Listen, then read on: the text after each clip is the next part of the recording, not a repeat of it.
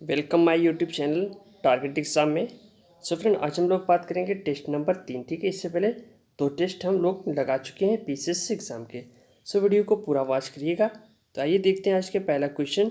Some important question है आपके history से related. Okay, so friend, first question है कूका आंदोलन को किसने संगठित किया। ओके, 4 ऑप्शन आपके सामने फ्रेंड। काफ़ी इंपॉर्टेंट क्वेश्चन है इस टाइप के। चलिए बताइए फ्रेंड, इसका राइट ऑप्शन कौन सा होगा। सो यहाँ पे राइट ऑप्शन है ऑप्शन सी, यानी गुरु राम सिंह ने। ओके, तो आइए देखते हैं इसको फ्रेंड। कूका आंदोलन वहाबी आंदोलन से बहुत कुछ मिलता जुलता था। दोनों धार्मिक आंदोलन के रूप में आरंभ हुए। ठीक है, तो दो बात है, यानी दोनों आंदोलन धार्मिक आंदोलन के रूप में आरंभ हुए, किंतु बाद में ये राजनीतिक आंदोलन के रूप में परिवर्तित हो गए। ठीक है, जिसका सामान्य उद्देश्य अंग्रेजों को देश से बाहर निकालना। पश्चिमी पंजाब में कूका आंदोलन की शुरुआत 1840 ईस्वी में भगत जवाहर मल द्वारा की गई। ठीक है, जिन्हें मुख्यतः सियान साहब के नाम से पुकारा जाता था। सो फ्रेंड, इस आंदोलन को संगठित करने का श्रेय राम सिंह को जाता है। Okay friend, clear question. चलिए देखते हैं क्वेश्चन नंबर 2। निम्नलिखित में से कौन फराजी विद्रोह का नेता था। वेरी इंपॉर्टेंट क्वेश्चन है। अब यहाँ पे फराजी विद्रोह की बात हो रही, भुल्ले शाह, दादू मियाँ, शमशेर गाजी, वजीर अली। सो यहाँ पे राइट ऑप्शन होगा ऑप्शन बी, यानी दादू मियाँ। तो आइए समझते हैं इसको फ्रेंड। फराजी लोग बंगाल के फरीदपुर के हाजी शरीयतुल्लाह द्वारा चलाए गए संप्रदाय के अनुयायी थे। ये लोग अनेक धार्मिक, सामाजिक तथा राजनीतिक आमूल परिवर्तनों का प्रतिपादन करते थे। शरीयतुल्लाह के पुत्र दादू मियाँ ने बंगाल से अंग्रेज़ों को निकालने की योजना बनाई। ये विद्रोह 1838 से 1860 के दौरान चलता रहा। अंत में इस संप्रदाय के अनुयायी वहाबी आंदोलन में सम्मिलित हो गए। Okay friend, clear question. चलिए सो नेक्स्ट क्वेश्चन देखते फ्रेंड।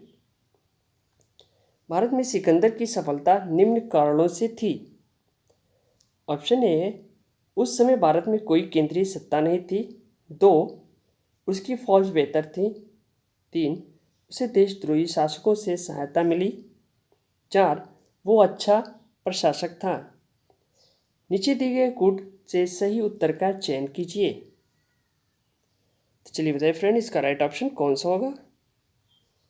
सो यहाँ पे राइट ऑप्शन होगा ऑप्शन बी। ठीक है, 1, 2 और 3। उस समय भारत में कोई केंद्रीय सत्ता नहीं थी, उसकी फौज बेहतर थी, उसे देशद्रोही शासकों से सहायता मिली। तो आइए समझते हैं इसको फ्रेंड। सिकंदर की सफलता में उपयुक्त कारणों में से प्रथम 3 सत्य थे। ठीक है, डॉक्टर हेमचंद्र राय चौधरी ने उस समय वहाँ 28 स्वतंत्र शक्तियों का उल्लेख किया। तात्पर्य यह है कि उस समय भारत में कोई केंद्रीय सत्ता नहीं थी। उसकी सेना निस्संदेह श्रेष्ठ थी।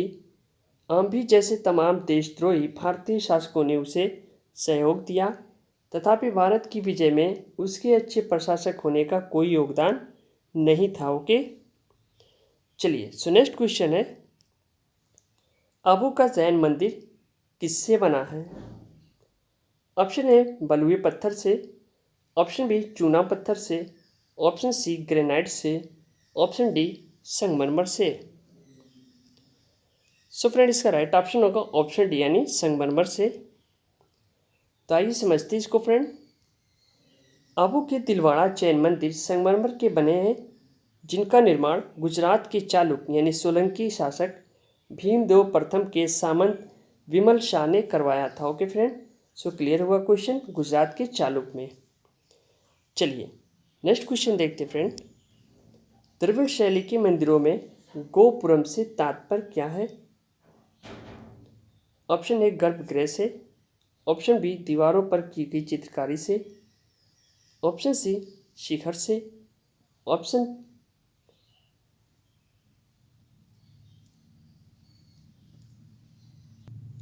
सो फ्रेंड, यहाँ पे ये ऑप्शन सी नहीं, ऑप्शन डी होगा। ठीक है, यानी तोरण के ऊपर बने अलंकृत एवं बहुमंजिला भवन से। सो फ्रेंड, चलिए इसका जो राइट ऑप्शन होगा वो होगा आपका ऑप्शन डी, यानी तोरण के ऊपर बने अलंकृत एवं बहुमंजिला भवन से। तो ये दोनों ऑप्शन एक ही है फ्रेंड, ध्यान दीजिएगा। चलिए आइए समझते हैं इसको फ्रेंड। पांडवों के राजकाल में भी द्रविड़ शैली पनपती रही।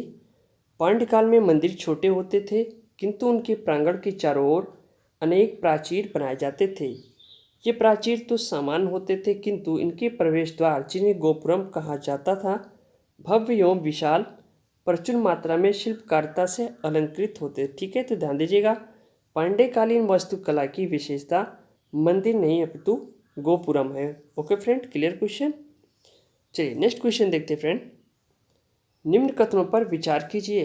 कथन: मोहम्मद तुगलक की प्रतीक मुद्रा योजना असफल सिद्ध हुई। कारण: मोहम्मद तुगलक का मुद्रा निर्गमन पर उचित नियंत्रण नहीं था। चलिए बताइए फ्रेंड, इसका राइट ऑप्शन कौन सा है। चार ऑप्शन आपके सामने। सो फ्रेंड, यहाँ पे राइट ऑप्शन होगा ऑप्शन ए, यानी ए आर दोनों सही है और आर सही व्याख्या है ए की। ओके, चलिए आइए समझते इसको। बर्नी मोहम्मद तुगलक की 5 मुख्य योजनाओं का विशेष रूप से उल्लेख करता है। नंबर 1 पे आपके दोआब में कर वृद्धि, 2 है देवगिरी को राजधानी बनाना, 3 सांकेतिक मुद्रा जारी करना, 4 खुरासान पर आक्रमण, 5 कराचिल की ओर अभियान। सांकेतिक मुद्रा या प्रतीक मुद्रा योजना के असफलता के मुख्य कारण सिक्का डालने पर राज्य का नियंत्रण न होना, प्रत्येक मुद्रा का मूल्य चांदी के मुद्रा के मूल के बराबर रखा गया, जिसके कारण अनेक टाकसाल बन गए। ठीक है, तो उस पर राज्य का नियंत्रण नहीं था और डुप्लीकेट सिक्के लोग बनाने लगे। ओके, चलिए अगला क्वेश्चन देखते फ्रेंड। निम्नलिखित वंशों ने किस क्रम में दिल्ली पर शासन किया था। नीचे दिए गए कूट से सही उत्तर चुनिए। पहला खिलजी, दूसरा लोधी, तीसरा सैयद, चौथा गुलाम। चलिए बताइए फ्रेंड, इसका राइट ऑप्शन कौन सा होगा। सो यहाँ पे राइट ऑप्शन होगा ऑप्शन डी। ओके फ्रेंड, आइए समझते हैं इसको। गुलाम वंश या ममलूक शासकों। ठीक है, तो हम गुलाम वंश को ममलूक वंश भी कहते हैं, ध्यान दीजिएगा। शासकों का शासनकाल 1206 से 1290 ईस्वी एवं खिलजी वंश का शासनकाल 1290 से 1320 ईस्वी और सैयद वंश का शासनकाल 1414 से 1451 ईस्वी तथा लोधी वंश का शासनकाल 1451 से 1526 ईस्वी तक था। Okay friend, clear question. चलिए नेक्स्ट क्वेश्चन देखते हैं फ्रेंड। निम्नलिखित में से किसे भारत का सादी कहा जाता था। अमीर हसन, ऑप्शन बी अमीर खुसरो, ऑप्शन सी तालिब कलीम, ऑप्शन डी चंद्रभान। सो यहाँ पे राइट ऑप्शन होगा ऑप्शन ए, यानी अमीर हसन को। ओके, आइए समझते हैं इसको फ्रेंड। अमीर हसन देहलवी को उनकी उच्च गज़लों के कारण उन्हें भारत का सादी कहा जाता था। ठीक है, यानी उच्च गज़लों की वजह से उन्हें भारत का सादी कहा जाता था। किसे? अमीर हसन देहलवी को। Okay friend, clear question. चलिए नेक्स्ट क्वेश्चन देखते हैं फ्रेंड। हल्दी घाटी के युद्ध के पीछे अकबर का मुख्य उद्देश्य क्या था। ऑप्शन ए राणा प्रताप को अपने अधीन लाना, ऑप्शन बी राजपूतों में फूट डालना, ऑप्शन सी मान सिंह की भावना को संतुष्ट करना, ऑप्शन डी साम्राज्यवादी नीति। चलिए बताइए फ्रेंड, इसका राइट ऑप्शन कौन सा होगा। सो यहाँ पर राइट ऑप्शन है ऑप्शन यानी राणा प्रताप को अपने अधीन लाना। चलिए आइए समझते हैं इसको फ्रेंड क्वेश्चन को। हल्दी घाटी युद्ध के पीछे अकबर का मुख्य उद्देश्य राणा प्रताप को अपने अधीन लाना था। अकबर ने 1576 में मान सिंह के नेतृत्व में सेना भेजी। मान सिंह मंडलगढ़ के मार्ग से होता हुआ गोगुंडागढ़ से हल्दी घाटी के निकट पहुंचा। ठीक है, फलतः जो युद्ध हुआ वही हल्दी घाटी युद्ध कहलाया। क्लियर क्वेश्चन फ्रेंड, नोट भी करते चलिएगा। चलिए सो नेक्स्ट क्वेश्चन है, डेक्कन एजुकेशनल सोसाइटी की स्थापना से कौन संबंधित था। Option A justice Ranade, option B Pheroze Shah Mehta, option C BG Tilak, option D Dayanand Saraswati. चलिए बताइए फ्रेंड, इसका आंसर क्या होगा। सो यहाँ पे राइट ऑप्शन होगा ऑप्शन सी यानी बीजी तिलक। आइए समझते हैं इसको फ्रेंड। डेक्कन एजुकेशनल सोसाइटी की स्थापना 1880 में हुई थी। ठीक है, 1880 में मूलतः न्यू इंग्लिश स्कूल के प्रारंभ के साथ पुणे में की गई थी, नंबर 1। तथा 1884 ईस्वी में डेक्कन एजुकेशनल सोसाइटी औपचारिक रूप से गठित हुई। जो गठित हुई है वो उसका डेट है 1884। ठीक है, गठित हुई। इसके संस्थापक वी.के. चिपलूनकर, बीजी तिलक, एम.बी. नामजोशी एवं जस्टिस रनाडे इस सोसाइटी के संस्थापक नहीं बल्कि संरक्षक में से एक थे। ठीक है, सो यहाँ पे क्लियर हुआ जस्टिस रनाडे ये संस्थापक नहीं बल्कि संरक्षक में से एक थे। Clear question friend. चलिए, सो नेक्स्ट क्वेश्चन है 19वीं शताब्दी के धर्म समाज सुधार आंदोलनों ने जनसंख्या के किस वर्ग को मुख्यतः आकर्षित किया? चलिए फ्रेंड बताइए क्वेश्चन। इसका राइट ऑप्शन फर्स्ट बुद्धिजीवी, 2 उच्च जातियाँ, 3 साधारण वर्ग, 4 उदार राजवाड़े। अपने उत्तर का चयन कोड से करें फ्रेंड। ये 4 ऑप्शन आपके सामने। सो यहाँ पे राइट ऑप्शन होगा ऑप्शन डी। ओके, पहला, दूसरा और चौथा। चलिए आइए समझते हैं इसको फ्रेंड। 19वीं शताब्दी के धार्मिक एवं सामाजिक सुधार आंदोलन का भारत के आधुनिक इतिहास में विशेष स्थान है। ठीक है, इस आंदोलन ने बुद्धिजीवी और मध्यम वर्ग को सबसे अधिक प्रभावित किया। सर्वसाधारण वर्ग इन आंदोलन से लगभग अप्रभावित था। Okay friend, clear question. चलिए अगला क्वेश्चन देखते हैं फ्रेंड। निम्नलिखित कथनों पर विचार कीजिए।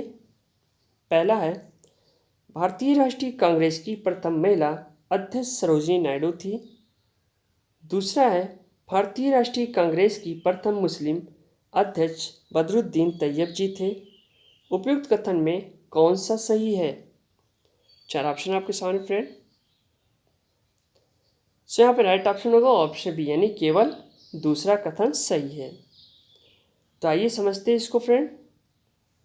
वर्ष 1917 में भारतीय राष्ट्रीय कांग्रेस की पहली महिला अध्यक्ष एनी बेसेंट थी। ठीक है, जबकि वर्ष 1925 में कानपुर में हुए भारतीय राष्ट्रीय कांग्रेस के 40वें अधिवेशन में सरोजिनी नायडू कांग्रेस की प्रथम महिला अध्यक्ष बनी थी। Okay friend, clear question.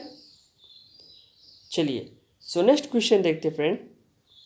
निम्नलिखित में से कौन सा एक सही नहीं है? ठीक है, दिल्ली षड्यंत्र अमीरचंद, काकोरी षड्यंत्र अशफाकुल्लाह, लाहौर षड्यंत्र जतिन दास, नासिक षड्यंत्र रासबिहारी बोस। सो यहाँ पे राइट ऑप्शन होगा ऑप्शन डी यानी नासिक षड्यंत्र रासबिहारी बोस। चलिए आइए समझते हैं इसको फ्रेंड।